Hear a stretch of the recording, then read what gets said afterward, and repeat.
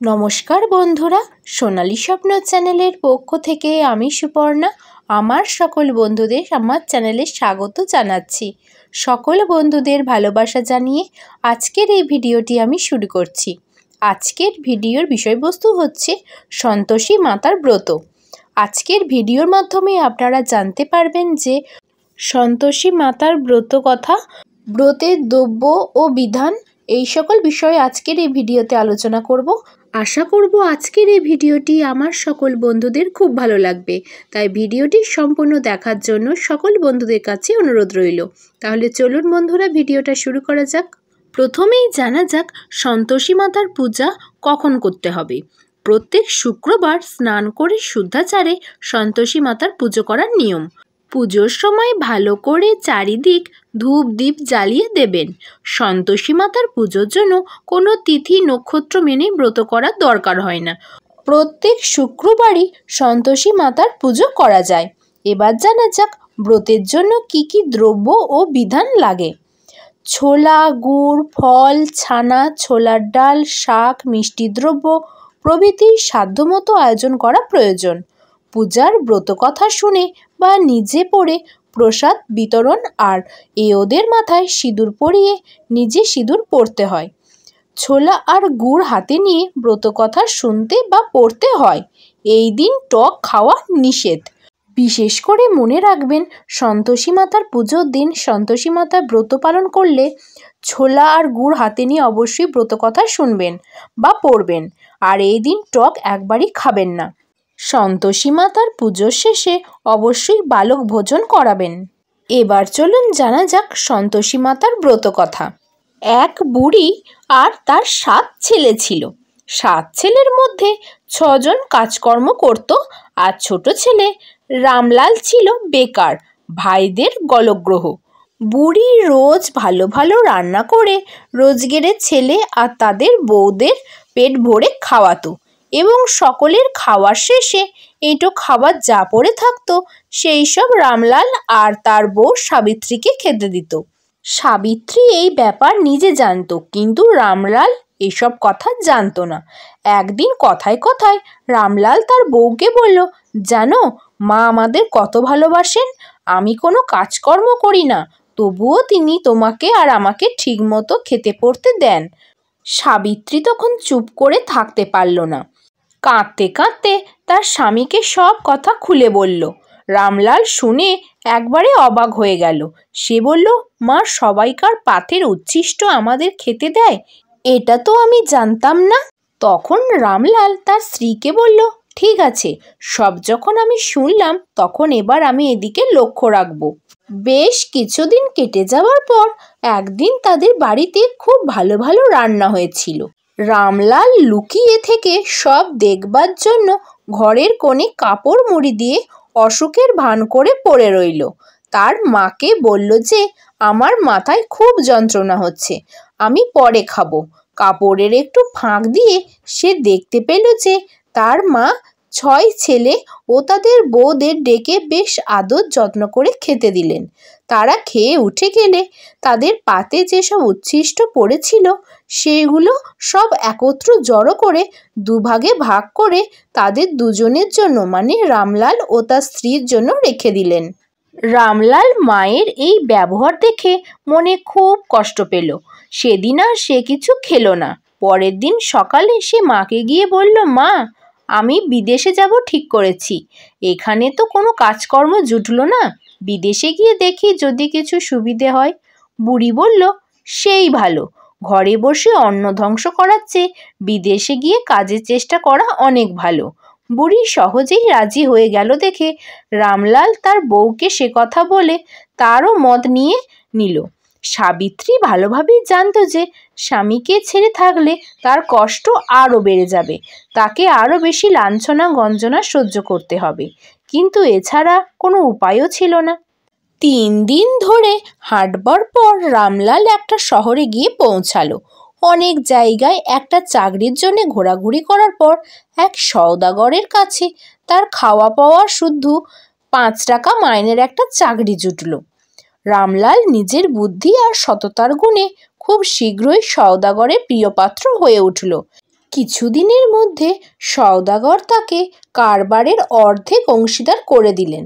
এইদিকে বাড়িতে সাবিত্রীর উপর অত্যাচারের মাত্রা দিন দিন আরও বেড়ে চলল। আগে সে সকলের উচ্ছিষ্ট খেতে পেত, এখন শুধু পায় গমের ভুসির রুটি, আনাজের খোসা সেদ্ধ আর নুন লঙ্কা। তবু সাবিত্রী ভগবানের ওপর অচল বিশ্বাস রেখে কেবল বলতে লাগলো, ঠাকুর আমাদের সুদিন দাও। একদিন বনের ভেতর কাঠ কুড়াতে কুড়াতে ক্লান্ত হয়ে সে একটা মন্দিরের দরজার সামনে বসে বিশ্রাম করছিল। সেদিন ছিল শুক্রবার, মন্দিরে পুজো হচ্ছিল।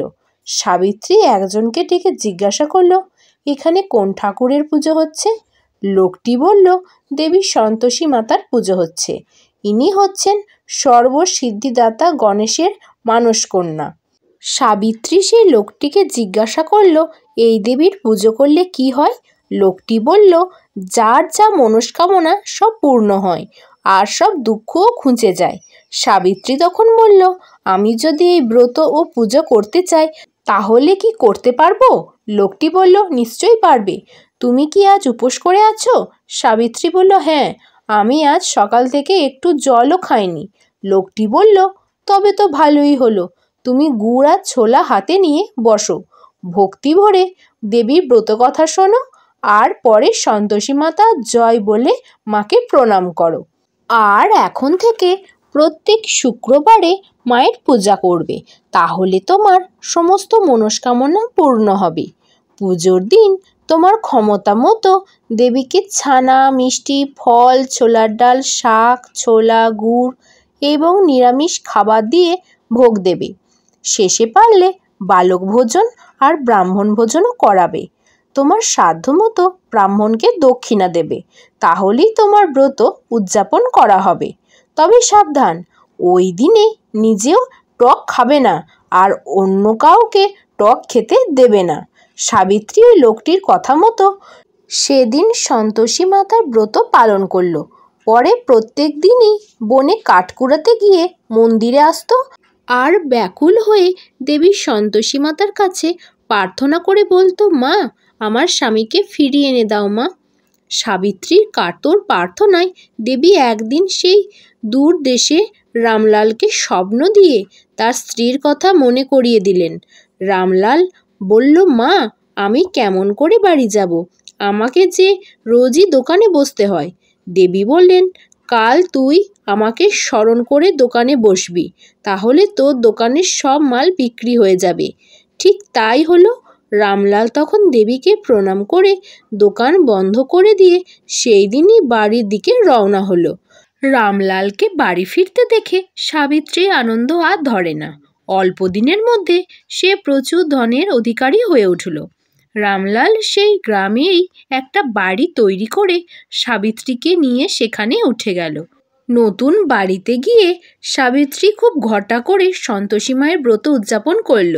বালক ভোজনের জন্য গাঁয়ের অন্য সব ছেলেদের সঙ্গে সে তার ভাসুরদের ছেলেমেয়েদেরও নেমন্তন্ন করল।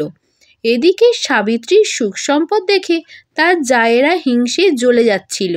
তারা তাদের ছেলেমেয়েদের শিখিয়ে দিল, কাকিমার কাছ থেকে পয়সা চেয়ে নিবি, আর সেই পয়সায় কোনো টক জিনিস কিনে খাবি।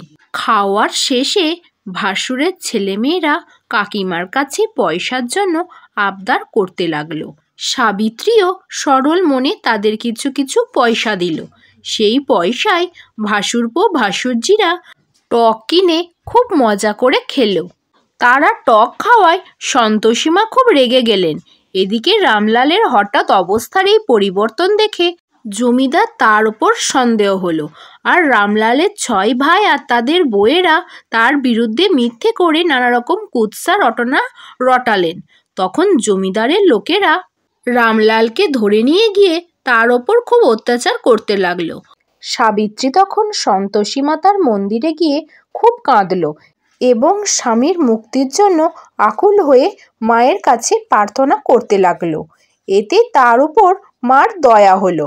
তিনি এই দুর্বিপাকের কারণ সব জানিয়ে দিয়ে বললেন, কখনো ছোট ছেলেদের হাতে পয়সা দিবি না, ফল বা মিষ্টি দিবি। যা আবার আমার ব্রত কর, তাহলে তোর সব ঠিক হয়ে যাবে। সাবিত্রী মায়ের আদেশ মতো তাই করল। দেবীর কৃপায় জমিদার নিজের ভুল বুঝতে পারলেন। তখন তিনি রামলালকে সম্মানের সঙ্গে মুক্তি দিয়ে তার টাকা সম্পত্তি সব ফেরত দিলেন। এরপর দেবীর দয়ায় সাবিত্রীর একটা সুন্দর ফুটফুটে ছেলে হলো। রামলালের কারবারও দিন দিন বাড়তে লাগলো। ছেলে বড় হলে সুন্দরী মেয়ে দেখে রামলাল তার বিয়ে দিল। সাবিত্রী ছেলের বউকে শিখিয়ে দিল কিভাবে সন্তোষী মার ব্রত করতে হয়। গ্রামের অন্য সব মেয়ে বউরাও এই ব্রত করতে শিখল। শেষে সংসার ছেলে বউয়ের হাতে তুলে দিয়ে রামলাল আর তার স্ত্রী সাবিত্রী স্বর্গে চলে গেল। এই হলো সন্তোষী মাতার ব্রতকথা। তো বন্ধুরা, আজকের এই সন্তোষী মাতার ব্রতকথার ভিডিওটি আপনাদের কেমন লাগলো প্লিজ কমেন্টে জানাবেন।